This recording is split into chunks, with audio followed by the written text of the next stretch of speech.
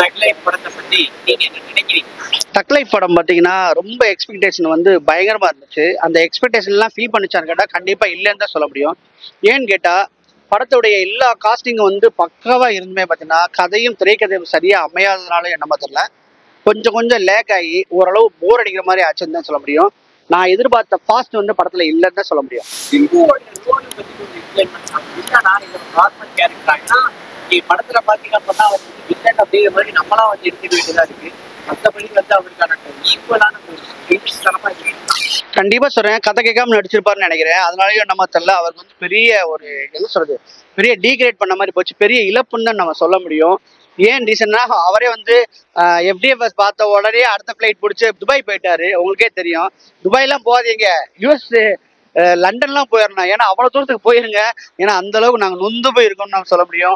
எஸ்டியோட performance நல்லா இருந்த மாதிரி எஸ்டிஆருக்கான எழுதப்பட்ட அந்த கதைகள் இருக்கு இல்லையா, அவருடைய கேரக்டரை டிசைன் பண்ணாங்களா, அந்த டிசைன் வந்து ஒழுங்கா பண்ணலான்னு தான் சொல்ல முடியும். என்னுடைய ஃபேவரட் கேரக்டர் வந்து கமலஹாசன் சார் தான். ஏன்னா அப்படி டிசைன் பண்ணியிருக்காங்க எல்லாமே ஓகே. ஆனா கதையில வந்து பார்த்தீங்கன்னா அது அழுத்தம் இல்லாதனால பார்த்தீங்கன்னா அவருடைய உழைப்பு எல்லாமே வீணா போச்சு, அவருடைய பணமும் வீணா போச்சுன்னு தான் சொல்ல முடியும். கமல் சாரோட ஐபேட்ல 4 ஸ்கிரிப்ட் இருக்குன்னாங்க. 4 ஸ்கிரிப்ட் இதே மாதிரி இருக்குமா? ஒரு ஸ்கிரிப்டை கூட இனிமேல் தொட முடியாது. ஏன்னா இந்த காலகட்டத்துக்கு என்ன தேவையோ அதை நீங்க கொடுத்தா மட்டும்தான் ஜெயிக்க முடியுமே தவிர நீங்க பாட்டுக்கு எழுதி வச்ச கதையெல்லாம் ஜெயிக்க முடியுமா? பொன்னியின் செல்வன் 2வே வந்து பாத்தீங்கன்னா எதிர்பார்த்த அளவு போகல. பொன்னியின் செல்வன் வந்து ஏன் ஓடிச்சு அப்படின்னா அந்த எக்ஸ்பெக்டேஷன் இருக்குல்ல, தாறுமாறா இருந்துச்சு. ஒரு ஹிஸ்டாரிக்கல் மூவி, அதுவும் மணிரத்னம் சார் எடுக்கிறாரு, அதோடைய நேட்டிவிட்டி குறையாம எடுப்பாருங்க போது அதோட எக்ஸ்பெக்டேஷன் நல்லா இருந்ததுனாலதான் பொன்னியின் செல்வன் அந்த மாதிரி அடிக்க முடிச்சு. இப்போ வந்து சின்ன பசங்க வந்துட்டானுங்க, லோகேஷ் கனகராஜ், நெல்சன், இந்த மாதிரி சின்ன சின்ன ஆளுகள்லாம் வந்ததுனால என்ன தெரியல, இந்த மாதிரி ஆளுகிட்ட தான் இனிமே படம் ஓடும். இன்ட்ரெஸ்டிங்லாம் ஓகே, ஆரம்பிக்கும் போது 10 நிமிஷம் பார்த்தீங்கன்னா படத்துல ரொம்ப சூப்பரா இருந்துச்சு. சரி படம் நல்ல லைனை தூக்கி டிராவல் பண்ண போறான்னு சொன்னோன்னா பார்த்தோன்னா ஆதி காலத்து கதை, அவங்களுக்குள்ளேயே இருக்கிற நம்பிக்கை துரோகம், இதெல்லாம் வச்சு படம் பண்ணா யார் பாப்பா சொல்லுங்க? அவ்வளவு ஒரு கேரக்டர் போட்டிருக்காங்க. ஜோஜோ ஜார்ஜை நல்லா யூஸ் பண்ணிக்கலாம், எஸ்டிஆர் நல்லா யூஸ் பண்ணிக்கலாம், நாசர் சாரை நல்லா யூஸ் பண்ணிக்கலாம். இதெல்லாம் பண்ணாம வந்துட்டு முழுக்க முழுக்க முழுக்க வந்து பார்த்தீங்கன்னா கமலஹாசன் சாரையே வச்சு பண்ணதுனால போர் அடிக்க ஆரம்பிச்சு. கண்டிப்பா சொல்றேன், நாசர் சார் தான் இந்த படத்துக்கு வில்லனா வந்திருக்கணும். ஏன்னு கேட்டா அவர் தான் பெரியவர். பெரியவர் வந்து எப்பவுமே வந்து ஒரு ஈகோ இருக்கு இல்லையா, அண்ணன் தம்பிகளுக்குள்ள பாத்தீங்கன்னாவே அண்ணனுக்கு வந்து ஒரு ஈகோ இருந்துகிட்டே இருக்கும். ஏன்னா கீழே பிறந்தவன் தான் நீ அப்படின்னு சொல்லிட்டு யாருமே வந்து தம்பி நீ முன்னேறி வாடா, நான் பின்னாடி உனக்கு ஃபாலோ பண்றேன்னு அவனுமே சொல்ல மாட்டான். அது இயற்கையாவே வந்து அது அமைஞ்சது. அது மாதிரி பாத்தீங்கன்னா நாசர் சார் தான் சிறந்த வில்லனா வந்திருக்கணும். ஏன்னா ஃபர்ஸ்ட் வந்து அவருடைய என்ன சொல்றது ஒரு ட்ரிக்கி பண்ணி கமலஹாசனை சாவடிச்சுட்டு, அடுத்து ஜோஜோ ஜார்ஜை சாவடிச்சுட்டு, அடுத்து எஸ்டிஆர் சாவடிச்சுட்டு அவர் தான் வில்லனா வந்திருக்கணும்.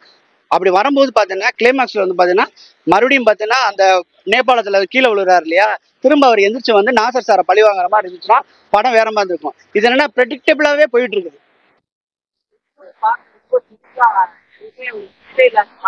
கிண்டல் முடிச்சுன்னா நான்லாம் வந்து தலையை குனிஞ்சவன் தான். ஏன்னா எல்லாரும் என்ன பாக்குறானுங்க, தலையை குனிஞ்சவன ஒருத்தர் தோல்ல தட்டி என்னன்னு திரும்பி பார்த்தா சார் எப்படி சார் இருக்கு படம் அப்படின்னு, உங்களுக்கு எப்படி இருக்கு ப்ரோன்னு அவன் ஒரு கெட்ட வார்த்தை சொன்னான் பாருங்க, அதெல்லாம் வெளியில சொல்ல முடியாது. அப்படிதான் இருந்துச்சு எனக்கும்.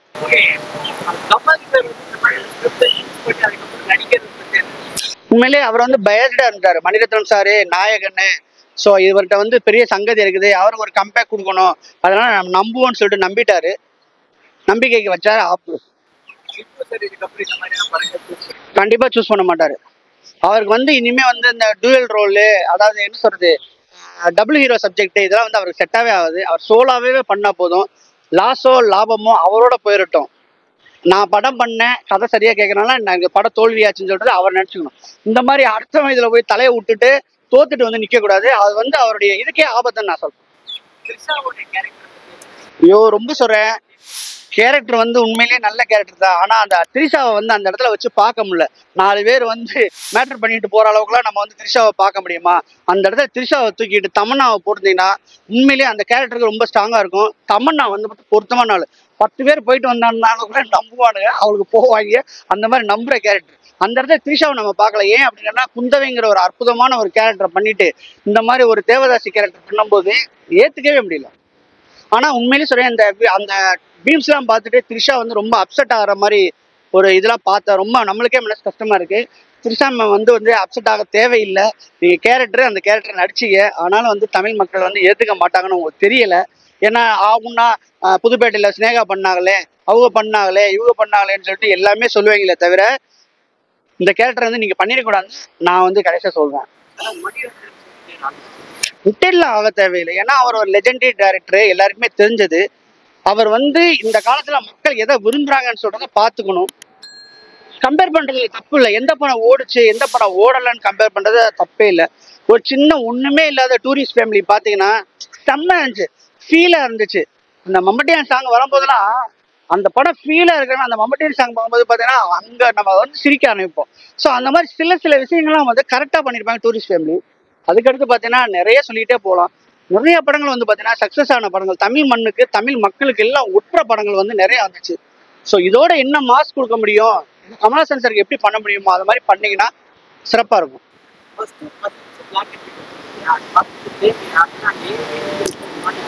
பிளாக் அண்ட் ஒயிட் வந்ததுக்கு காரணமே வந்து பாத்தீங்கன்னா ஏஐல வந்து ஏதோ மிஸ்டேக் பண்ணிட்டாங்க. ஏன்னா பட்ஜெட் பத்தல. ஸோ அதனால வந்து பாத்தீங்கன்னா ஏஐ பண்ணி தான் கமலஹாசன் சார் யங்கா காமிச்சாங்க, எல்லாமே பண்ணாங்க. ஸோ அங்க ஏதோ சம் மிஸ்டேக் நடந்ததுன்னா வந்து அவங்க என்ன பண்ணிட்டாங்கன்னா பிளாக் அண்ட் ஒயிட்ல காமிச்சிட்டு அதை ப்ளே பண்ணி கொண்டு வந்துட்டாங்க. ஒரு 40 வருஷத்துக்கு முன்னாடி பிளாக் அண்ட் ஒயிட்ல இருந்துச்சான்றதே நமக்கு டவுட்டா இருக்கு. ஏன்னா நான் வந்த காலத்திலேயே வந்து ஈஸ்ட்மன் கலர்னு சொல்லிட்டு ஒன்று வந்துருச்சு. அந்த காலகட்டத்திலேயே நம்ம பிறந்தாச்சு. ஸோ அந்த மாதிரி காலகட்டத்தில் கூட இந்த மாதிரி பிளாக் அண்ட் ஒயிட் வரல. ஸோ அதனால வந்து இது ஏதோ மறைக்கிறதுக்காண்டி தான் அந்த மாதிரி பண்ணாங்க. கிளைமேக்ஸ்ல சிம்பு வந்து யார் சுட்டாலே தெரியாது. ஏன்னா அவர் சுடுறதுக்குள்ளே இவர் தடுக்கல. ஆனா யார் சுட்டாங்க? இல்ல ஆக்சுவலி வந்து என்ன சொல்றது, அவர் சுட்டது யாரு அப்படின்னு சொன்னோம்னா அந்த பாம்பே வில்லன் தான் சுடுற மாதிரி தான். அதோடைய ஸ்கெட்சே அந்த எழுதுனதே வந்து பாத்தீங்கன்னா பாம்பே வில்லன் சுட்டான்றது தான் இது. ஏன்னா கமலஹாசன் சாவடிக்கல. அதே மாதிரி பாத்தீங்கன்னா சிம்புவுடைய அப்பாவை கொன்னது யாருன்னு பாத்தீங்கன்னா அது கண்டிப்பா அந்த ஷார்ட்டை காமிக்க மாட்டாப்ல. ஏன்டா சுட்ட அப்படிங்கிற ஒரு வார்த்தை மட்டும் கமலஹாசன் டெலிவரி பண்ணுவாரு. யாரு சுட்டாங்கிறத காமிக்க மாட்டாப்ல. முட்டாப்பையில யோசிடான்னு சொல்லுவாங்க. ஸோ அதெல்லாம் பார்க்கும்போது ஏதோ அவர் சின்ன கரிசனம் இருந்துச்சு. இல்லைன்னா அந்த இடத்துல போட்டுருவாப்லன்னு தான் நினைக்கிறேன். ஒரு யூத் வந்து ஒரு ஓல்டர் பீப்புளை வந்து போடுறது வந்து பெருசு இல்லை. ஆனா அப்படி இருந்து ஏன் பண்ணாங்க அப்படின்னு கேட்டீங்கன்னா அவருக்கு ஒரு சின்ன ஒரு இது இருந்துச்சு, யாரு கமலஹாசன் மேல ஒரு பாசம் இருந்ததுனாலதான் அந்த மாதிரி ஆச்சு. ஸோ அதனால செத்துட்டாருன்னு தான் சொல்ல முடியும். இந்தியன் 2 விட இந்த படம் நல்லா இருக்குன்னு சொல்ல முடியும். ஏன்னா அந்த படத்தை விட இதோட டெக்னிக்கல்ஸ் எல்லாம் பிரம்மாண்டமா இருந்துச்சு. ஸோ இந்தியன் 2 வந்து பாத்தீங்கன்னா பேஸே வந்து தப்பு. ஸோ அதனால வந்து பாத்தீங்கன்னா அந்த படத்தோட இந்த படம் நல்ல படம்னு சொல்லுவேன். இந்த வீடியோ பிடிச்சிருந்துச்சுன்னா லைக் பண்ணுங்க, ஷேர் பண்ணுங்க, கமெண்ட் பண்ணுங்க. ரஃபி தியேட்டரை மறக்காம சப்ஸ்கிரைப் பண்ணிருங்க, பெல் பட்டனை கிளிக் பண்ணிருங்க.